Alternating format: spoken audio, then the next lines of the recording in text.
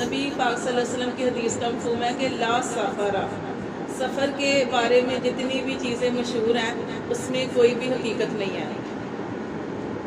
دیکھیں قرآن پڑھتے ہیں یا حدیث پڑھتے ہیں، جیسے آج ہم نے صدقے کا پڑھا، تو یہ تو ہر وقت کرنا چاہیے یہ جو معاملات ہیں، جیسے ہر روز آپ، جیسے نبی پاک صلی اللہ علیہ وسلم کی حدیث کا مفہوم ہے کہ 2 فرشتے ہر روز جو ہیں وہ کیا کرتے ہیں؟ دعا کرتے ہیں۔ کس کے لیے دعا کرتے ہیں؟ کہ وہ جو صبح اٹھ کے صدقہ کرتے ہیں، صدقہ کرتے ہیں، ان کے لیے دعا کرتے ہیں۔ تو اپنے دن کا آغاز جیسے ہم نماز سے کرتے ہیں، اپنے دن کا آغاز صدقے سے بھی کرنا چاہتے ہیں، ٹھیک ہے؟ تو یہ دعائیں، فرشتے بھی دعائیں کرتے ہیں۔ تو یہ ہے کہ اللہ وہ کیا دعا کرتے ہیں؟ اللہ دینے والے کو اور دے، روکنے والے کو روک دے۔ تو آپ نے جیسے آپ صبح نماز کے لیے اٹھتے ہیں، وضو کیا، نماز کے لیے اٹھے، تو آپ رات کو ہی سوچ لیا کریں کہ میں نے یہاں پہ پیسے رکھنے ہیں اور میں نے ایسے سائڈ پہ رکھ دینے ہیں صدقے کی نیت سے، جو بھی مطلب کہ آپ نے پیسے سائڈ پہ، کہ اللہ تعالیٰ خیر و برکت کا دن چلے، اللہ تعالیٰ پریشانیاں نہ آئیں، کوئی پریشانی نہ آئے، اس طرح کی کوئی اپنا اس طریقے سے آپ نکالیں۔ وہ تو آپ ہر روز کریں۔ اب آپ کسی ایک مہینے کے ساتھ مخصوص کر لیں، باقی مہینوں میں آپ پیچھے ہٹے رہیں، لیکن جیسے سفر کا مہینہ ہے تو آپ کہیں کہ اس مہینے میں تو بلائیں اترتی ہیں، اس مہینے میں اتنا صدقہ کرو، بہت کچھ مشہور ہے۔ اور یہاں تک کہ اب دیکھیں ہم سورۃ مزمل ہے، ہم ڈیلی پڑھتے ہیں نا، ہم کیوں پڑھتے ہیں؟ ایک تو ہم فجر کے بعد پڑھتے ہیں، فجر کے بعد 7 دفعہ پڑھنے سے کیا ہوتا ہے کہ اللہ تعالیٰ رزق میں برکتیں ڈالتے ہیں، اور اس سورۃ مزمل جو ہے وہ رکاوٹیں جو ہے، جو بھی ہمارے نیک جائز کاموں کے اندر رکاوٹیں ہوتی ہیں وہ دور ہوتی ہیں، یعنی اس کی بہت زیادہ فضیلت ہے۔ اور جیسے ہم نے اپنی زندگی کا حصہ بنایا ہوا ہے کہ ہم ہر روز 41 دفعہ سورۃ یہ مزمل پڑھتے ہیں۔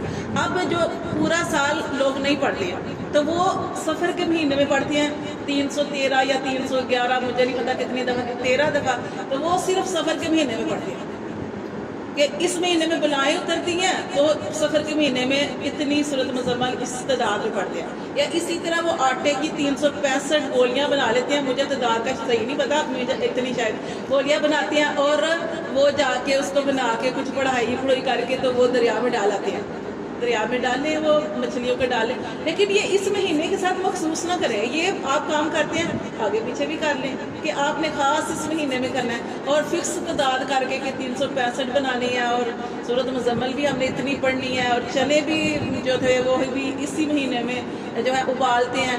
اور یہ آپ دوسری چیز دوسرے مہینوں میں بھی کر لیا کریں، اپنی زندگی کا حصہ بنا لیں، ہر مہینے ہم کریں گے تو پھر تو کوئی گناہ نہیں، نہ کوئی شرک میں آئے گا، نہ کوئی اس طرح۔ لیکن یہ جو اس طرح کی چیزیں کرتے ہیں وہ کیا ہم کرتے ہیں کہ یہ لوگ جن کا یقین دیکھے کمزور ہوتا ہے وہ اس طرح کے معاملے کرتے ہیں کہ وہ جب نبی پاک صلی اللہ علیہ وسلم نے فرما دیا کہ سفر کے بارے میں جتنی چیزیں مشہور ہیں اس میں کوئی حقیقت نہیں ہے، تو پھر یہ جو لوگ جیسا گمان کرتے ہیں ویسا ہی ہو جاتا ہے۔ اب وہ اپنا یہ سارا کچھ کر کے کہتے ہیں ہم مطمئن ہو جاتے ہیں۔ جیسے میں نے آپ کو بتایا تھا کہ جو تویز ہے نا، تویز یا دم کرانا وہ کروا سکتے ہیں، لیکن کمزور حصہ ہے، ایمان کا کمزور چیز ہے کہ آپ کسی سے دم کروائیں۔ اس سے بہتر ہے کہ آپ ڈیلی خود پڑھ کے اپنے بچوں کے لیے، اپنے گھر والوں کے لیے، جیسے ہم دیکھیں سورۃ بقرہ کی پوری نہیں پڑھ سکتے کہ کچھ لوگ تو اس کی آخری آیات کی بڑی فضیلت ہے، شروع کی آیات کی بڑی فضیلت ہے، اسی طرح جو سورۃ قلم کی آیات ہے، آیت الکرسی ہے، چاروں کل ہے،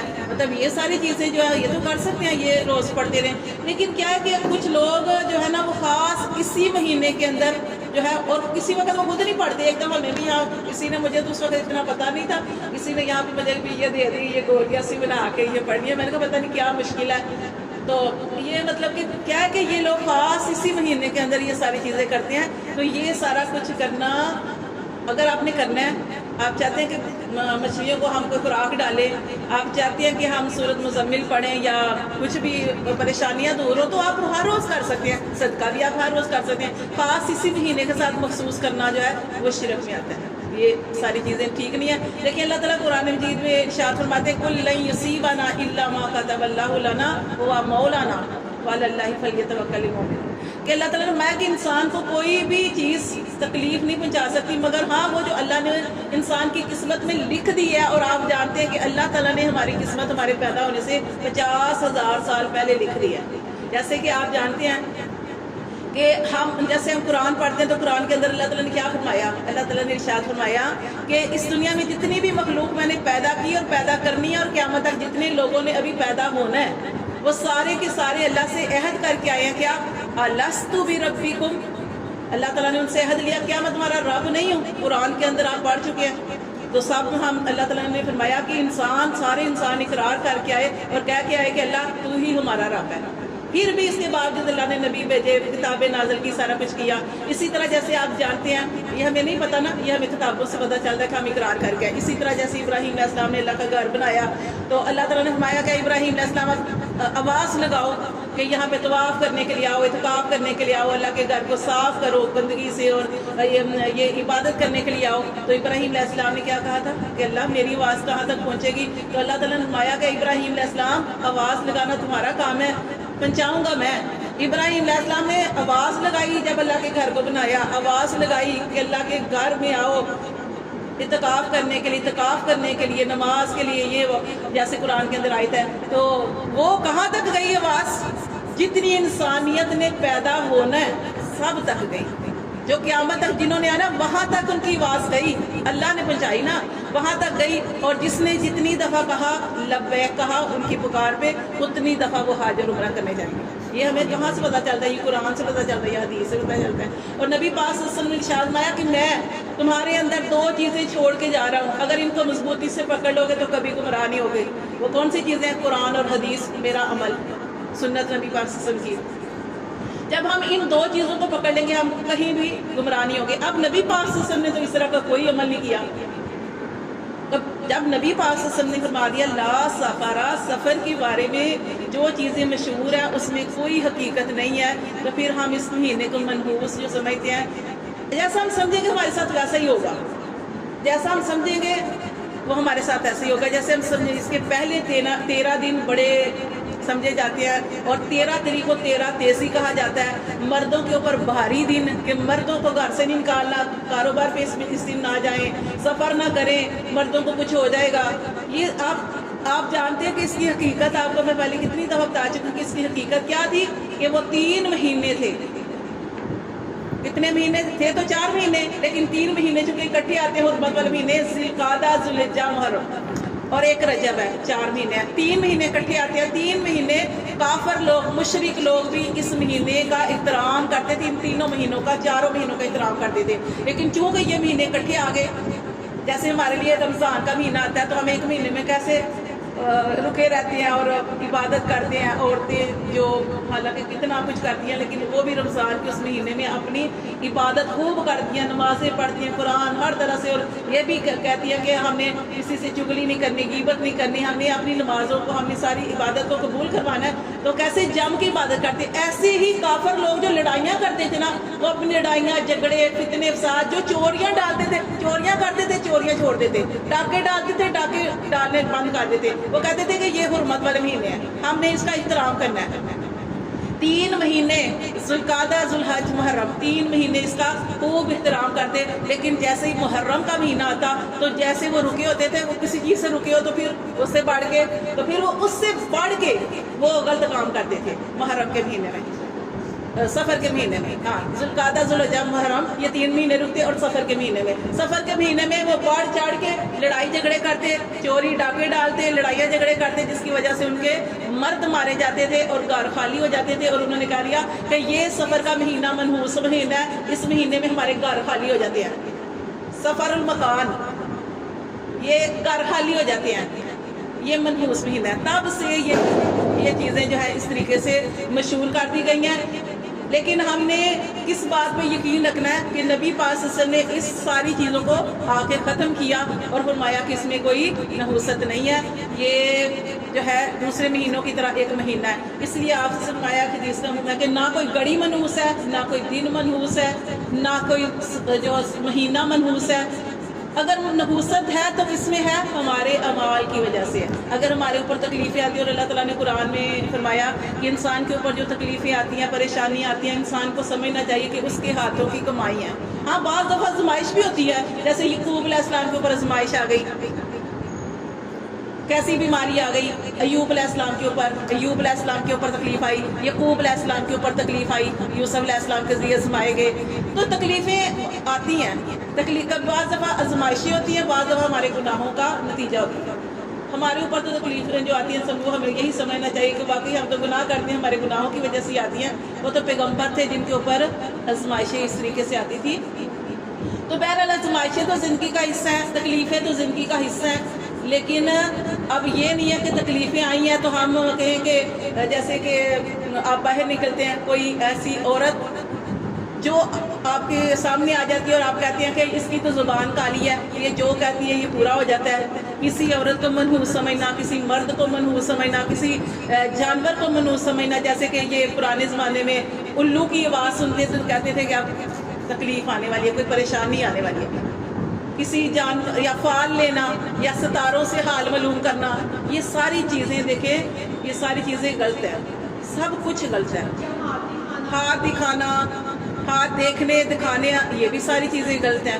ٹھیک ہے، تو یہ اب دیکھیں ہم کیا لوگ غلط رستے کی طرف زیادہ جاتے ہیں، حالانکہ ساری چیزیں اللہ تعالیٰ نے واضح کر کے بتا دی ہیں. اور آپ جیسا گمان کرو گے آپ کے ساتھ ویسا ہی معاملہ ہو جائے گا. اگر آپ اس کو منحوس سمجھو گے تو یہ مہینہ آپ کے لیے منحوس ہی ہوگا. اگر آپ اس کو ایسے سمجھو گے کہ نبی پاک صلی اللہ علیہ وسلم نے فرما دیا اس میں کوئی نحوست نہیں ہے، تو اس میں شادیاں بھی کر سکتے ہیں. شادیاں نہیں کرتے، ابھی تک شادیاں نہیں کرتے، یعنی دماغوں کے اندر یہ چیز بیٹھ گئی ہے کہ مہینہ منحوس ہے. سفر کے مہینے میں نہیں کرنی. کیوں نہیں کرنی؟ کیوں مطلب کہ ہم کیوں ابھی تک پیچھے زمانے میں اسی چیز میں نا ایک چیز جو ایک اندر جم چکی ہے نا، وہ نسل در نسل یہ چیز جو ہے ڈیولپ ہوتی جا رہی ہے.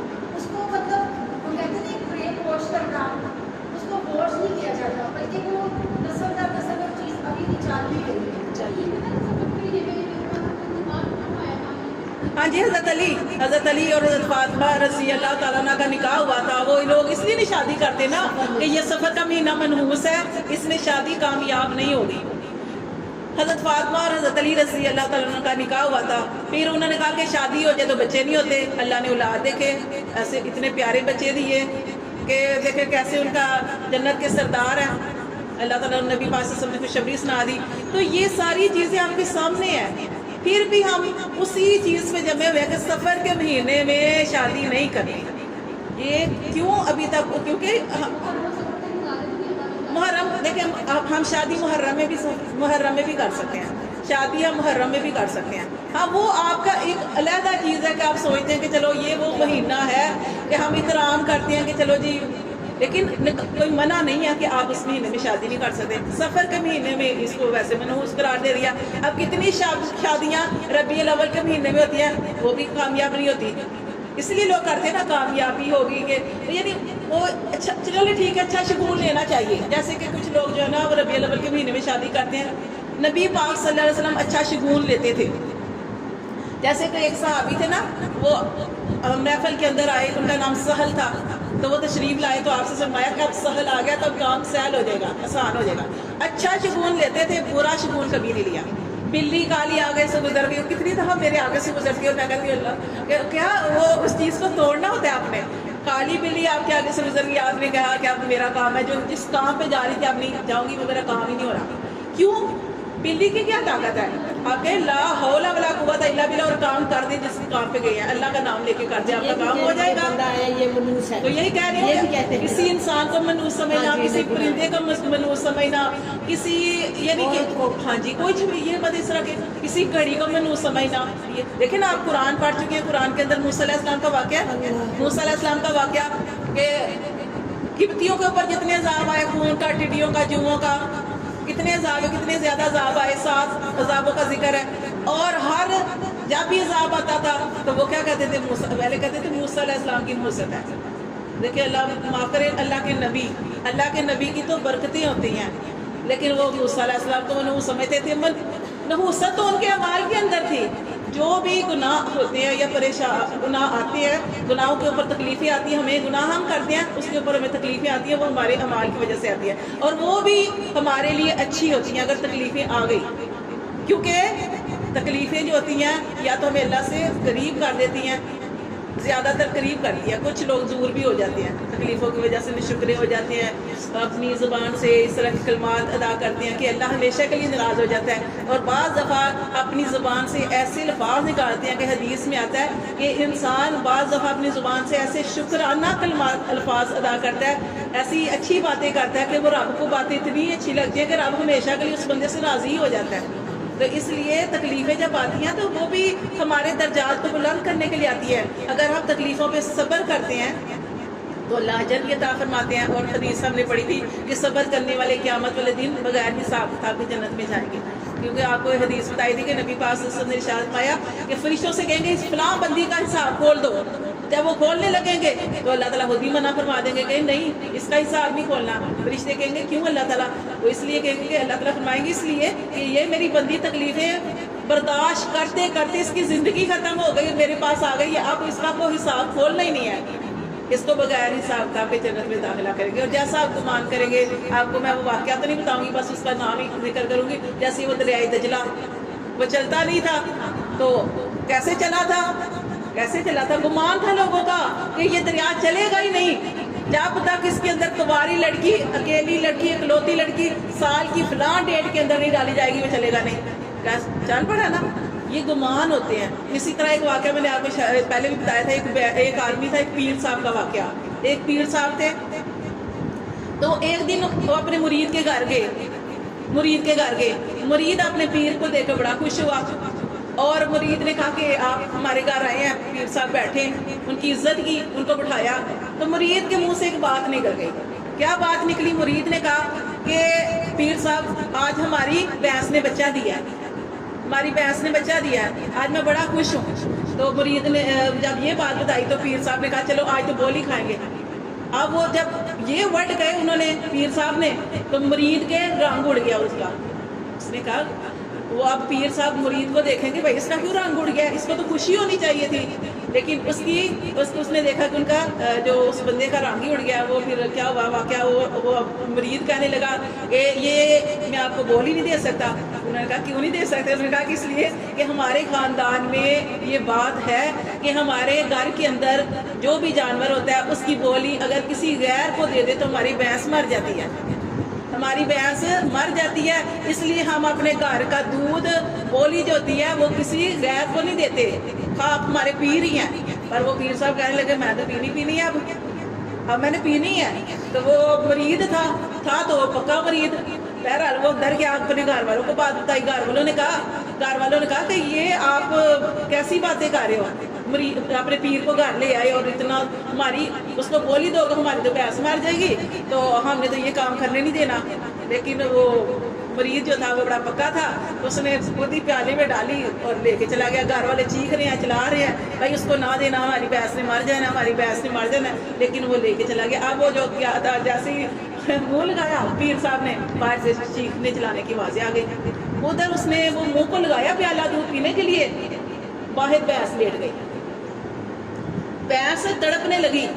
گھر والوں نے شور مچا دیا، چیخنا چلانا شروع کر دیا اور کہنے لگے جا پلا اپنے پیر نو راضی کر، ساڈا جانور مر جاتے مرے۔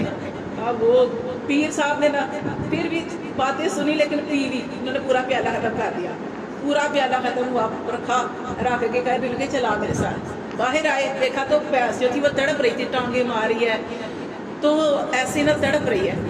تو گھر والوں نے بھی جو پورا اتنا شور تھا، اتنا شور ہو گیا کہ یہ بات پورے گاؤں میں پھیل گئی، گاؤں کے سارے لوگ مرد اکٹھے ہو گئے۔ اب وہ پیر صاحب جب باہر آئے تو انہوں نے دیکھا کہ بھینس جو تڑپ رہی ہے، انہوں نے کہا کہ انہوں نے کچھ نہیں کہا، انہوں نے اپنا پاؤں جو تھا نا اس کے نتنوں پہ مارا، اب ٹھڈا مارا اس کو۔ جب مارا نا تو بھینس کے اندر سے، اس کے اندر سے کیا خون کے لوتھڑے نکلے اور وہ بھینس کھڑی ہو گئی۔ وہ جب کھڑی ہو گئی تو لوگوں نے پوچھا، وہ جو سارے پیر کے خلاف بول رہے تھے کہ چنگا پیر ہے، پیر نو راضی کر رہے ہیں، اپنی بھینس مروا رہے ہیں، تو وہ جو سارے لوگ تھے نا وہ سارے اب پیر صاحب کے پاس آئے۔ انہوں نے کہا کہ یہ کیا معاملہ؟ پیر صاحب نے کہا کہ دیکھو یہ شیطان نے تمہارے اندر گمان ڈال دیا تھا کہ تم یہ ایسا عمل کرو گے تو تمہاری بھینس مر جانی ہے، اور تم نے یہ بات پال رکھی تھی، تمہارے ذہنوں میں بیٹھ گئی تھی۔ اب شیطان کسی کو مار نہیں سکتا، زندگی اور موت اللہ کے ہاتھ میں ہے۔ اللہ ہی زندگی دیتا ہے، اللہ ہی مارتا ہے، زندگی موت اللہ کے ہاتھ میں ہے، یہ شیطان مار نہیں سکتا کسی کو، اب یہ مار تو سکتا نہیں تھا، یہ شیطان جو تھا وہ انسانی گوشت کی یعنی کہ گوشت لوتھڑوں کی شکل میں نا اس کے ناک کے اندر بیٹھ گیا، بھینس کے ناک کے اندر بیٹھ گیا، وہ جو چھوٹا ہمیں تو نظر نہیں آتا، پیر صاحب نے انہوں نے کہا کہ اس کی ناک کے اندر بیٹھ گیا، نتنوں میں بیٹھ گیا، اب جیسے ہی میں نے اس کو مارا وہ خون کی شکل میں باہر نکلا اور غائب ہو گیا، تو بھینس ٹھیک ہو گئی، کیونکہ بھینس کو سانس نہیں آ رہا تھا، اس کے اندر بیٹھ گیا تھا، نتنوں میں بیٹھ گیا تھا، تو وہ سانس اس کا خراب ہو گیا تھا، اس لیے بھینس تڑپ رہی تھی۔ ہاں جی، تو یہ آپ کو بس اصل چیز جو بتانی تھی وہ یہی تھی کہ تکلیفیں زندگی کا حصہ ہے، پریشانیاں آتی ہیں، خالی یہ نہیں کہ ہمیں سفر کے مہینے میں آتی ہیں، اور بھی مہینے کتنے ایسے مہینے گزرتے ہیں، کبھی ہمیں ربیع الاول کے مہینے میں کوئی ایسی تکلیف آ جاتی ہے، کبھی ہمیں کسی رجب کے مہینے میں آ جاتی ہے، کبھی شعبان کے مہینے میں آ جاتی ہے، کبھی کبھی رمضان کے مہینے کے اندر کسی کا کوئی مر جاتا ہے، ہوتا ہے نا۔ تو یہ دیکھیں ایک دفعہ ایک بادشاہ تھا نا، بادشاہ کا تو بادشاہ اپنے ایک اس کا کام کرنے والا تھا ایاز، مشہور ہے ان کا، ایاز سے بڑی دوستی تھی، بڑی محبت تھی، بڑی محبت تھی۔ تو ایک دن بادشاہ نے اس کو ایاز کو ایک خربوزہ لیا، خربوزہ لے کے نا تو وہ کھانے لگا مزے سے، اب خربوزہ وہ کھا رہا تھا تو بادشاہ پاس بیٹھا ہوا تھا، تو بادشاہ نے دیا تھا اسے، اب بادشاہ نے کہا مجھے بھی تھوڑا سا دو، جب بادشاہ نے کھایا تو وہ کڑوا کھٹا، اب وہ نا ایاز سے کہنے لگا کہ بھائی یہ تو کھٹا اور کڑوا ہے تو تم کیسے کھا رہے ہو؟ تو اس نے بڑی پیاری بات کی، وہ ایاز جو تھا نا ان سے بڑی محبت کرتا تھا بادشاہ نا، تو بادشاہ ایاز سے محبت کرتا ہے، ایاز بھی بادشاہ سے بہت محبت کرتا تھا، تو ایاز نے کہا کہ دیکھیں بادشاہ سلامت، آپ نے مجھے ساری زندگی میٹھی میٹھی نعمتیں دی ہیں، اگر آج کڑوی آ گئی تو کیا ہوا، تو میں شور ڈال دوں؟ تو یہ ہے کہ اللہ ہمیں بڑی نعمتیں دیتا ہے، بڑی چیزیں دیتا ہے، بڑا کچھ عطا کرتا ہے، لیکن کبھی پریشانی آ جائے تو ہم شکوے گلے اور یہ اس طرح کے معاملے کرتے ہیں اور منحوس سمجھنا شروع کر دیتے ہیں اور کہتے ہیں کہ یہ مہینہ منحوس، یہ گھڑی منحوس، آپ جیسے اس کو گمان کریں گے آپ کے ساتھ ویسا ہوگا۔ میرا کام تو بس آپ کو یہ بتانا تھا کہ کوئی گھڑی، کوئی دن، کوئی جانور، کوئی پرند، کوئی کچھ بھی منحوس نہیں ہوتا۔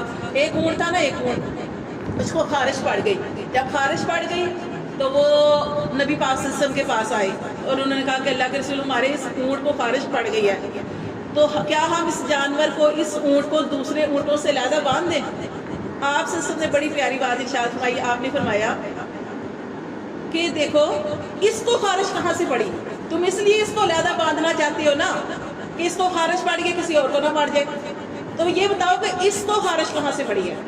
اللہ کی طرف سے آئی نا تکلیف۔ ہاں یہ ضرور ہے کہ احتیاطی تدبیر کرنی چاہیے، احتیاطی تدابیر جو ہے وہ کرنی چاہیے، لیکن یہ نہیں کہ آپ کسی کے ساتھ، آپ کو کسی ایسے مریض کے ساتھ جو بیمار ہے، جس کے ساتھ اٹھنا بیٹھنا ہے اب آپ کا، اب آپ اس کی خدمت کر رہے ہیں، اب آپ یہ سوچیں کہ اب آپ اس کو چھوڑ دیں گے تو اس کا کیا حال ہوگا، آپ ہی پوچھنے والے ہیں، تو آپ اس کی خدمت کر رہے ہیں، اس کو کھلا رہے ہیں پلا رہے ہیں، احتیاطی تدبیر ضرور کریں، لیکن یہ کہ کسی سے نفرت نہ کریں اور اپنا دل خراب نہ کریں۔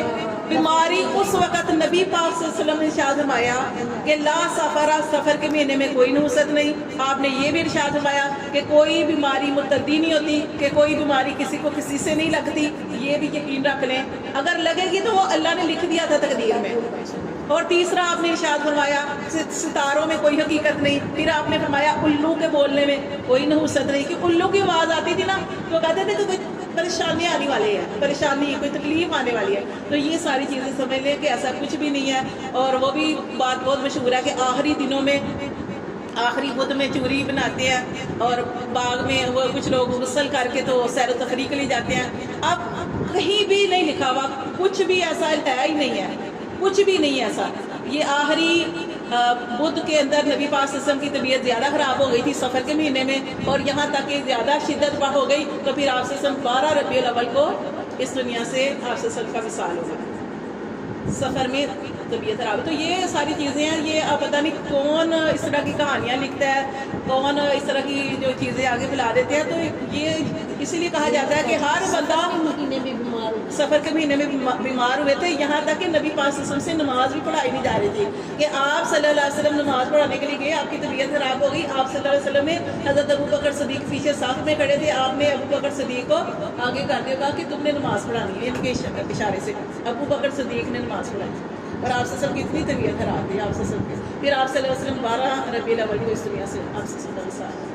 तो ये सारी इसीलिए कहा जाता है कि आपको इल्म सीखना चाहिए। ये नहीं कि आपने किसी से बात सुन ली और वो बात फिर किसी और को बताएंगे, तीसरे को चौथे को पता चलेगी, फिर बात जो है ना पूरी दुनिया में गलत पहुंच जाती है। तो ये देखा करें कि हकीकत क्या, जैसे नबी पाक सल्लल्लाहु अलैहि वसल्लम के बारे में, हालांकि मुशरिकीन जब नबी पाक सल्लल्लाहु अलैहि वसल्लम आए ना, तो मुशरिकीन ने नबी पाक सल्लल्लाहु अलैहि वसल्लम को देखा भी नहीं हुआ था, नहीं देखा हुआ था नबी पाक सल्लल्लाहु अलैहि वसल्लम को, लेकिन उसके बावजूद उन्होंने मशहूर कर दिया था कि ये जो शख्स आया है ये लोगों का दीन बदल देता है।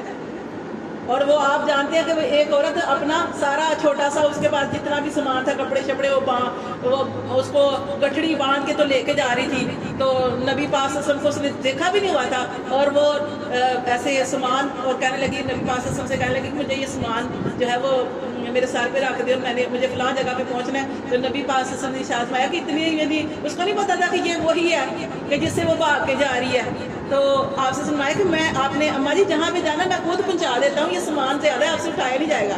रस्ते में बातें करती गई, किसकी बातें?